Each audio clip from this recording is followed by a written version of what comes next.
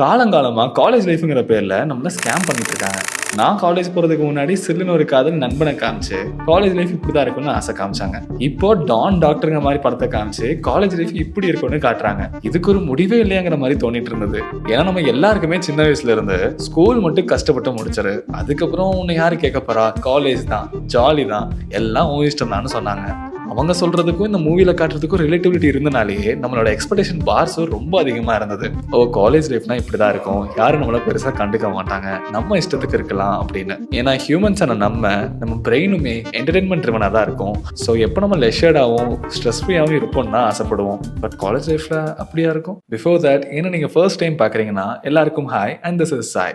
I share things that I learn, explore and experiment to make your teen 20s better. அந்த உன்னோட இஷ்டங்கிற keyword அந்த 3 to 4 years of college life முடியும் போது தான் எல்லாத்துக்கும் தெரியும். பிகாஸ் உன் இஷ்டம் இஸ் ஆல் அபவுட் உன்கிட்ட இப்போ நிறைய ஃப்ரீ டைம் இருக்கு. இந்த டைம்ல நீ என்ன வேணா பண்ணலாம். நம்மளுக்கு எந்த ஃபீல்ட் செட் ஆக போகுதுன்னு எக்ஸ்ப்ளோர் பண்ணலாம். ஒரு ட்ரீம் கம்பெனியை டார்கெட்டா செட் பண்ணி அதை நோக்கி டெய்லியும் சின்ன சின்ன ஸ்டெப்ஸ் எடுத்து வைக்கலாம். நம்ம மைண்ட் செட்ல இருக்க ஃப்ரெண்ட்ஸோட டீம் அப் பண்ணி ப்ராஜெக்ட்ஸ் பில்ட் பண்ணி ஹேக்கத்தான்ல எல்லாம் பார்ட்டிசிபேட் பண்ணி கேஷ் ப்ரைஸஸ் வின் பண்ணலாம். ஆர் நம்ம காலேஜ் ஃபீஸை நம்மளே பே பண்ற மாதிரி ஃப்ரீலான்சிங் பண்ணலாம். அப்படி இல்லைனா லவ் பண்ணலாம், பங்க் அடிச்சுட்டு ஒரு சுத்தலாம், பேட் ஹேபிட்ஸ்க்கு அடிக்ட் ஆகலாம், ரியாலிட்டிக்கும் லைஃப்க்கும் சம்மந்தமே இல்லாத அளவுக்கு வேற ஒரு ஜோன்ல டிராவல் பண்ணலாம். ஸோ அட் தி எண்ட் நம்ம கிட்ட இருக்க டைமை நம்ம எப்படி செலவு பண்ண போறோங்கிறதுல தான் அந்த இஷ்டங்கிறது லை ஆயிருக்கு. பட் நம்மளுக்கு க்ளோரிஃபைட் ஆகும் ஸ்பாட்லைட்டுக்கு வரக்கூடிய விஷயங்கள் என்னென்னு பார்த்தீங்கன்னா, நான் ஃபர்ஸ்ட் காலேஜ்ல என்னெல்லாம் பண்ண முடியும் க்ரீன் ஏரியால சொன்னனோ அது வராது, கிரே ஏரியால சொன்ன பாத்தீங்களா அதுதான் வரும். வெயிட், இந்த வீடியோ பூமரிஷா இருக்க போறதுல ப்ராக்டிக்கலா இருக்க போகுது. ஸோ மூவில க்ளோரிஃபை பண்ற ஒவ்வொரு விஷயங்களையும் ரியாலிட்டியோட கம்பேர் பண்ணி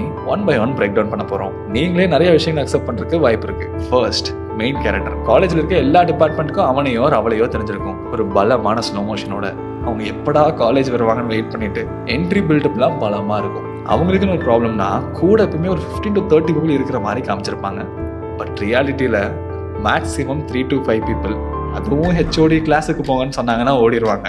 பிகாஸ் இன் ரியாலிட்டி இதுக்கெல்லாம் வாய்ப்பே இல்லை. இங்கே எல்லாரும் அவங்கள மெயின் கேரக்டர் நினச்சிக்கிட்டா யாரு தான் அந்த சப்போர்ட்டிங் கேரக்டராக இருக்கிறது, யாரு தான் அவங்கள ஸ்லோ மோஷன் எல்லாம் பார்க்கறது? It never gonna happen. நம்ம தான் இந்த ஒரு விஷயத்தை நம்ம பண்ணால் நம்மளை எல்லாரும் நோட்டீஸ் பண்ணுவாங்க, நம்மளை ஒரு மாதிரி ஹை லெவலாக பார்ப்பாங்கன்னு நினைக்கிறோம். ஸோ அந்த மாதிரி ஒரு ஸ்பாட்டிங் நம்மளுக்கு கிடைக்கணும்னு நிறைய பேர் ஃபேன்சியான பைக்கை வாங்குவாங்க. அதுக்கு வீட்டில் சாப்பிடாம கொள்ளாமல் கஷ்டப்பட்டு சண்டை போட்டு வாங்குவாங்க. மேக்ஸிமம் அது 1 week தான் அந்த கிரேஸ் இருக்கும். அதுக்கப்புறம் அவங்க ஃப்ரெண்ட்ஸ் எல்லாம் அதை வாங்கி ஓட்ட ஆரம்பிச்சிட்டாலே அந்த பைக் யாரோடது அது நிறைய பேருக்கு தெரியாமையே போயிடும். ஃபன் சைடில் சொல்கிறேன், ஹேர் கலர் பண்ணுறது, ட்ரெஸ் அட்ஜஸ்ட் பண்ணுறது, ஃபேன்சியான திங்ஸ் எல்லாம் வாங்கி மற்றவங்கள அட்ராக்ட் பண்ணணுன்னே அதனோட ஐடென்டிட்டியை கம்ப்ளீட்டாக சேஞ்ச் பண்ணிக்கணுங்கிற அளவுக்கு ஒரு ஃபேக் பர்சனாக வாழ ஆரம்பிப்பாங்க. அது 3rd year வரும்போது எப்போ டேஸ்ட்லாம் ரொம்ப ஹெக்டிக்காக போதோ நம்ம இப்போ வரைக்கும் பண்ண எல்லா விஷயங்களும் இவ்வளோ வேஸ்ட்டாக இருந்திருக்கேன்னு ஒரு க்ளவுன் ஃபீல் கொடுக்கும். இது நான்லாம் பண்ணல, பட் என் ஃப்ரெண்ட்ஸ் நிறைய பேர் பண்ணியிருக்காங்க. இப்போ நம்மளுக்கு செட் ஆகாத ஒரு விஷயத்துக்கு மேலே இவ்வளோ அட்டென்ஷன் கொடுக்கறதுக்கு பதிலாக லைஃப் லாங் நம்மளுக்கு கெரியர்னு ஒரு ஸ்ட்ராங் ஃபவுண்டேஷன் கொடுக்குற மாதிரி இங்கே நிறைய விஷயம் இருக்குது. அதை நம்ம எக்ஸ்ப்ளோர் பண்ணுறதுக்கும் தெரிஞ்சுக்கிறதுக்கும் ஆப்ஷன்ஸ் இல்லாதனாலே இங்கே நிறைய பேர் காலேஜ் படிக்கும் போதும் சரி, காலேஜ் முடிச்சதுக்கு அப்புறமும் சரி, என்ன பண்ணுறதுனே தெரியாமல் இருக்காங்க.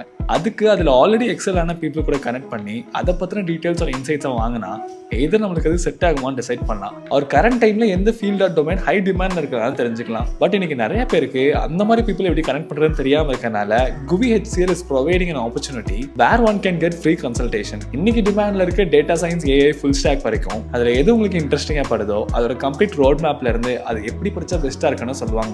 அந்த செஷன் உங்களுக்கு பிடிச்சிருந்தா நீங்க அவங்க கூட கண்டினியூ பண்ணலாம். இதை பத்தி ஃபர்தரா தெரிஞ்சுக்க இதோட டீடைல்ஸ் என்னோட டிஸ்கிரிப்ஷன்ல கொடுக்குறேன், செக் பண்ணி பாருங்க. Second, dress code and rules. Dress கோடுக்கு ஸ்பெல்லிங்கே தெரியாத அளவுக்கு இந்த மூவிஸ்ல எல்லாம் காமிச்சிருப்பாங்க. டான் ஜீன்ஸ் போட்டுக்கலாம், சட்டை பட்டன் போட வேணாம், ஐடி கார்டுலாம் பேக்ல இருந்தா போதும், ராக்ஸ் போட்டுக்கலாம், ஃபேன்சியான ஸ்லிப்பர்ஸ் போட்டுக்கலான்னு என்னென்ன காட்ட முடியுமோ இதெல்லாம் கேஷுவல் அவுட்ஃபிட்ஸ்ல வருமோ அது எல்லாத்தையும் காமிப்பாங்க. பட் ரியாலிட்டியில நிறைய காலேஜஸ்ல டிசிப்ளின் கமிட்டின்னு ஒரு கமிட்டி இருப்பாங்க, ஆர் டிசிப்ளின் ஸ்குவாட்னு கூட சொல்லுவாங்க. அவங்கள்ட்ட நீங்க மாட்டினீங்கன்னா ஷூ போடலன்னா அதுக்கு ஒரு அப்பாலஜி லெட்டர் கேட்பாங்க. ட்ரெஸ் கோட் தப்பா இருந்தா வார்னிங் கொடுப்பாங்க. அது ரிப்பீட் ஆச்சுன்னா நிறைய காலேஜஸ்ல இந்த போர்ட்டல் மெத்தட்னு ஒன்று இருக்கும், அந்த போர்ட்டல்ல ரிமார்க்ஸ் ஆட் பண்ணுவாங்க.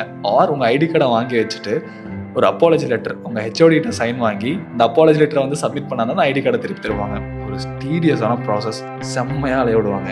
அதனாலேயே நிறைய பேர் கடுப்பாகி அடுத்த டைம்ல ஒழுக்கமா ட்ரெஸ் பண்ணிட்டு வர ஆரம்பிச்சிருவாங்க. ஸோ அந்த ஃபேன்சி ட்ரெஸ் கோட்ஸ், இந்த டாட்டூஸ், இந்த மாதிரி திங்ஸ் எல்லாம் நிறைய காலேஜஸ்ல சான்ஸ் இல்லை, சில காலேஜஸ்ல கண்டுக்காம விடுறதுக்கு வாய்ப்பு இருக்கு. இந்த மாதிரி காலேஜ்ல நான் நிறைய கேசஸ் பார்த்திருக்கேன். பிகாஸ் அவங்களுக்கு கண்டக்ட் ரொம்ப முக்கியம். பிளேஸ்மெண்ட்ஸ்னு வரும்போது மட்டும் நீங்க ஃபார்மலா ட்ரெஸ் பண்ணி டை எல்லாம் கட்டி நீட்டா ஹேர் கட் பண்ணி இப்படிலாம் வரும்னு பார்க்க மாட்டாங்க. சில காலேஜஸ்ல ஃப்ரம் த ஃபர்ஸ்ட் இயரே அந்த கான்டாக்ட்ல மெயின்டைன் பண்ணணும்னு பார்ப்பாங்க. Third, professors and relationship. First relationship base பண்ண திங்ஸை சொல்லிடுறேன். காலேஜ்னாலே இந்த லவ் லைஃப், இந்த பட்டர்ஃப்ளைஸ் இதெல்லாம் வந்து மூவிஸ்ல காமிச்சிருப்பாங்க. ரியாலிட்டிலையும் அது நடக்கிறதுக்கு அநேக கூடிய பாசிபிலிட்டிஸ் இருக்கு. பட் அதெல்லாம் நம்மளை தேடி வரும், இந்த மாதிரிலாம் விஷயங்கள் நடக்கும்னு சொல்லிட்டு நம்ம எதிர்பார்த்து போனோம்னா அது ஒண்ணுமே நடக்காது. we should make efforts. அந்த மாதிரி ஒரு கேர்ளை பார்த்தாலோ ஒரு பாயை பார்த்தாலோ நம்ம அந்த எஃபர்ட்ஸை போட்டு நம்ம மேக் பண்ணிக்கிற மாதிரி இருக்கும். பட் இஸ் இட் வர்த் அப்படின்னு கேட்டிங்கன்னா அதோட ப்ராபபிலிட்டி ரொம்ப ரொம்ப ரொம்ப கம்மி. அவுட் ஆஃப் 10 1% ப்ராபபிலிட்டி தான் அங்கே கிரியேட்டர் அந்த ரிலேஷன்ஷிப்னால லைஃப்பில் பெட்டர் திங்ஸ் நடக்கிறதுக்கு. ஏன்னா most of the love life first இயரில் ஒரு மாதிரி இருக்கும், ஃபைனல் இயரில் ஒரு மாதிரி இருக்கும். அந்த இடைப்பட்ட பீரியட்லேயே the people will be losing so many friends or so many opportunities. அந்த பீரியட்லேயே அது டாக்ஸிக்காக மாறும்போது they will even lose their mental peace. இந்த விஷயங்களை வேணால் கரெக்டாக மூவியில் காமிச்சிருப்பாங்க. ஸோ இந்த ரியாலிட்டி செக்கில் இந்த க்ரைட்டீரியா பாஸ் ஆயிடுச்சு. அண்ட் ப்ரொஃபஸர் பேஸ் பண்ணி வரும்போது ஒரு காலேஜ் பிரின்சிபலாக தான் ஒரு பெரிய வில்லனாக மூவியில் ப்ரொஜெக்ட் பண்ணியிருப்பாங்க. பட் ரியாலிட்டியில் நீங்கள் அவங்கள பார்க்குறதே செம்ம ரேராக இருக்கும். ஈவெண்ட்ஸ், கல்ச்சுரல்ஸ் இந்த மாதிரி ஏதாவது ஹேப்பனிங் ஈவெண்ட்ஸ்லையோ இல்லை லெக்சர்ஸ்லையோ பப்ளிக் அனௌன்ஸ்மெண்ட்னா மட்டும்தான் பிரின்சிபல் வந்து என்கேஜ் ஆவாங்க. அவங்களோட நம்ம ஒரு கான்வர்சேஷன் வச்சுக்கிட்டாலும் நெக்ஸ்ட் டைம் நம்ம யாருன்னு கூட அவங்களுக்கு ஞாபகம் இருக்காது. அந்த மாதிரி ஒரு ரிலேஷன்ஷிப் தான் பிரின்சிபலுக்கும் அந்த ஸ்டூடெண்ட்டுக்கும் இருக்கும். ப்ரொஃபசர்ஸ் தான் நம்ம கன்சிடர் பண்ண வேண்டிய ஒரு மெயின் கேரக்டர். பிகாஸ் இன்டர்னல் மார்க்ஸ்ல ஆரம்பிச்சு அட்டெண்டன்ஸ் அரியர் வரைக்கும் இவங்க ஒரு பெரிய deciding and supporting factor. So இந்த படத்துல எல்லாம் காட்டுற மாதிரி அவங்கள்ட்ட பகைச்சிட்டு அவங்களை டிஸ்ரெஸ்பெக்ட் பண்ணிட்டு அவங்க பாட்டு கிளாஸ் எடுக்கட்டும், நான் பாதியில எழுந்திரிச்சு வெளியே போவேன், அந்த மாதிரி ப்ராக்டிசஸ் எல்லாம் பண்ணோம்னா ப்ராப்பரா நோட் பண்ணி வச்சுப்பாங்க. எப்போ நம்மளுக்கு ஒரு தேவையோ ஹெல்ப்போ தேவைப்படுதோ அப்போ கன்சிடர் பண்ண மாட்டாங்க. ஆர் அந்த தேவையோ ஹெல்ப்போ கிரியேட் பண்ணதே அந்த ஒரு பர்சனாக கூட இருக்கும். This is how college professors work. அவங்களுக்குலாம் செல்ஃப் ரெஸ்பெக்ட்ங்கிறது ஈகோங்கிற அளவுக்கு ஜாஸ்தியாக இருக்கும். அதை நம்ம டிஸ்டர்ப் பண்ணாமல் நடந்துக்கிற அளவுக்கு சேஃப். அட்டெண்டன்ஸ் ப்ராப்பராக 75% மெயின்டைன் பண்ணிட்டு அப்பப்போ அவங்கள்ட்ட நல்ல பேர் எடுக்காட்டியும் கெட்ட பேர் வாங்காமல் இருந்தாலே நம்மள நெகட்டிவ் ஷேட்ல அவங்க கன்சிடர் பண்ண மாட்டாங்க. இல்லைன்னா கடைசியில் சார் அவங்க பின்னாடி பெக் பண்ண வேண்டியதாக இருக்கும். அட்டெண்டன்ஸுக்கும் சரி அரியருக்கும் சரி. ஸோ இந்த விஷயம் movie versus reality no. Fourth, college events and culturals. படத்துல வர அதே ஹைப், அதே ப்ரிப்பரேஷன், அதே செலிப்ரேஷன் நிறைய காலேஜஸ்ல நடக்கும். ஒரு சில காலேஜஸ்ல கல்ச்சுரல்ஸ் 2 years ஒன்ஸ் நடத்துவாங்க, ஒரு சில காலேஜஸ்ல நடத்தவே மாட்டாங்க. I'm sorry for you. But most of the காலேஜஸ்ல கல்ச்சுரல்ஸ் ஆர் தி பெஸ்ட் ஹேப்பனிங்ஸ்னு சொல்லலாம். நான் படிச்ச காலேஜ்லாம் கல்ச்சுரல்ஸையும் பொங்கல் ஃபங்க்ஷனையும் சேர்த்து முடிச்சு விட்டுருவாங்க. பிகாஸ் காலேஜ் கல்ச்சுரல்ஸ் வந்து மோஸ்ட்டாக காலேஜே ஸ்பான்சர் பண்ணி நடத்த மாட்டாங்க. அதுக்குன்னு சில ஸ்பான்சர்ஸ் அப்ரோச் பண்ணி அவங்கள என்கேஜ் பண்ணுவாங்க. ஆர் சம்டைம்ஸ் ஸ்டூடெண்ட்ஸ் கையில் விட்டுருவாங்க. ஸ்டூடெண்ட்ஸ் கவுன்சில் ஸ்டூடெண்ட்ஸ் கையில் விட்டுட்டு அவங்களே போய் ஸ்பான்சர் அப்ரோச் பண்ணி அவங்களே அந்த ஈவெண்ட் ஆர்கனைஸ் பண்ணுற மாதிரி இருக்கும். அதுக்கு அதே காலேஜில் இருக்க பிரின்சிபல்ஸ் ஒரு ஹெச்ஓடிஸை கெஸ்ட் கூப்பிடுவாங்க. இந்த மாதிரி ஸ்மார்ட் மூவெல்லாம் நிறைய காலேஜஸ் பண்ணுவாங்க. But when it comes to celebration, அந்த ஹைப் அண்ட் ஹாப்பினஸ் அந்த இன்ட்ரெஸ்ட் எல்லாமே சூப்பராக இருக்கும். என்ன ஒன்று, படத்தில் ஸ்டேஜில் பெர்ஃபார்ம் பண்ணுறவங்களுக்கு இப்போ ஒரு பெரிய ஸ்பாட்லைட் இருக்கும். பட் ரியாலிட்டியில் ஸ்டேஜில் பெர்ஃபார்ம் பண்ணுறவங்கள யாருமே கண்டுக்க மாட்டாங்க. அது வேணால் அவங்களோட ஃபர்தர் ஆர் ஃபியூச்சர் பேசிஸில் போர்ட்ஃபோலியோ யூஸ் பண்ணிக்கலாம். இந்த மாதிரி ஈவெண்ட்ஸில் பார்ட்டிசிபேட் பண்ணியிருக்கானு.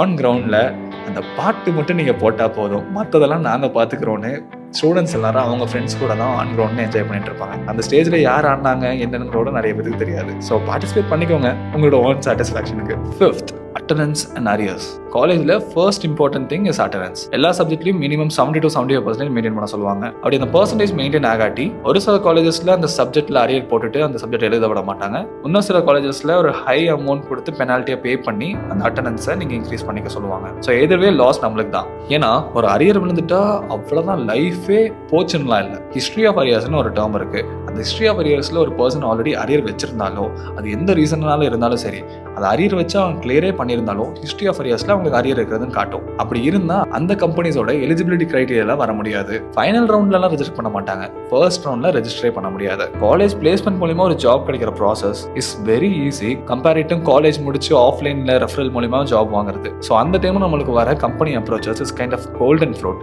அந்த கோல்டன் ஃப்ரூட்டை நம்ம ஏன் வாண்டடா மிஸ் பண்ணிக்கணும்? ஸோ ஒரு அரியர் விழுந்தாலே அது ரொம்ப மைண்ட் பாதரிங்கா, அது கிளியர் பண்றதுக்குள்ள ஒரு மாதிரி டிஸ்டர்பிங்கா இருக்கும்.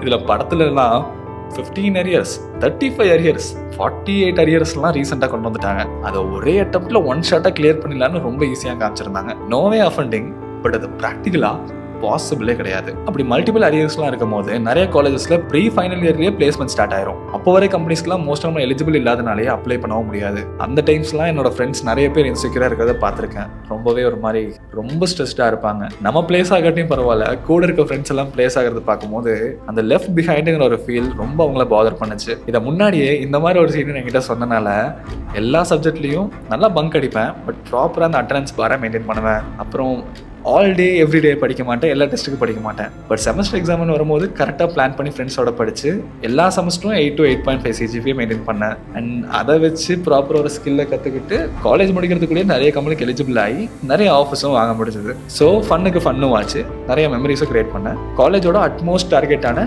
பிளேஸ் மட்டும் வாங்கினேன். So that's how you should make your college life. இந்த மூவிஸ் எல்லாம் காட்டுற மாதிரி அப்புறம் பார்த்துக்கலாம் விட்டோம்னா நம்ம கூட இருக்க ஃப்ரெண்ட்ஸ் எல்லாம் இருக்க வரைக்கும் தான் நம்மளோட மென்டல் ஸ்டெபிலிட்டி ரொம்ப நல்லா இருக்கும். அவங்கெல்லாம் ஒரு சேஃபர் சைட் போயிட்டாங்கன்னா இந்த லெஃப்ட் பிஹைண்டுங்கிற ஃபீலே உங்களை பாதி டிப்ரெஸ் ஆகிரும். ஸோ அதனால தான் மூவி வேற, ரியாலிட்டி வேற, ரொம்பவே வேற. காலேஜ் முடிச்சதுக்கு அப்புறம் ஒரு டார்க் ரியாலிட்டியும் இருக்கு. அதை பற்றியும் ஷேர் பண்ணலான்னா கமெண்ட்ஸில் சொல்லுங்கள். I'll make a video for you. So இந்த மூவிஸ்லாம் பார்க்கக்கூடாது அப்படி தானே? இந்த மூவிஸ்லாம் ஜாலியாக பாருங்கள். நானும் டிராகனை 2 times பார்த்தேன். ஒன்று என்னோட ஃப்ரெண்ட்ஸோட, இன்னொன்று என்னோட பேரண்ட்ஸோட போனேன்.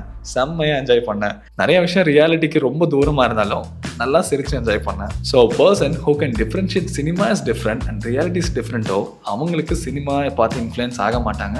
தே know how to watch cinema. But the persons who are in school or entry of college அவங்க எல்லாமே இதுதான் ரியாலிட்டின்னு நினச்சிங்கன்னா அப்புறம் நான் சொல்கிறதுக்கு எதுவும் இல்லை, பின் விளைவுகள் பலமாக இருக்கும். ஸோ இந்த வீடியோ உங்கள் சர்க்கிளில் யாருக்கு தேவைப்படுமோ அவங்களுக்கு ஷேர் பண்ணிடுங்க.